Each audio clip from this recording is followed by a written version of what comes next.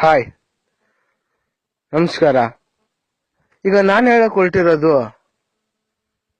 ಒಂದ್ ಸಣ್ಣ ಕತೆ, ಅದೊಂದು ನೀತಿ ಕತೆ.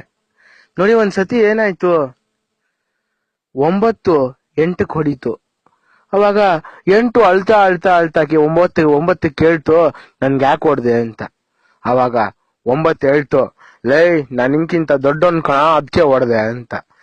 ಅವಾಗ 8 ಏನ್ ಮಾಡ್ತು, 7ಕ್ಕೆ ಹೊಡಿತು. ಅವಾಗ 7 ಕೇಳ್ತು. ಅವಾಗ 9 ಏನ್ ಹೇಳಿತು 8ಕ್ಕೆ, ಅದನ್ನೇ 8 7ಕ್ಕೆ ಹೇಳ್ತು. ಅವಾಗ 7 6ಕ್ಕೆ ಹೊಡಿತು, 6 5ಕ್ಕೆ ಹೊಡಿತು, 5 ಹೋಗ್ಬಿಟ್ಟು 4ಕ್ಕೆ ಹೊಡಿತು, 4 ಹೋಗ್ಬಿಟ್ಟು 3ಕ್ಕೆ ಹೊಡಿತು, 3 ಹೋಗಿ 2ಕ್ಕೆ ಹೊಡಿತು, 2 ಹೋಗಿ 1ಕ್ಕೆ ಹೊಡಿತು. 1 ಯಾರು ಹೊಡಿಬೇಕು ಹೇಳಿ?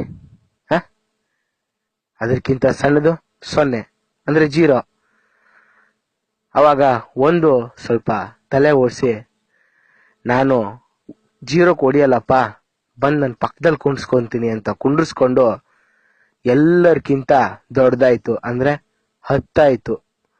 ನೋಡಿ, ನಾನು ಹೇಳ್ತಾ ಇರೋದಿಷ್ಟೇ, ಒಬ್ರಿಗೆ ಹೊಡೆಯೋದ್ರಿಂದ ನಾವು ದೊಡ್ಡವರಾಗಲ್ಲ,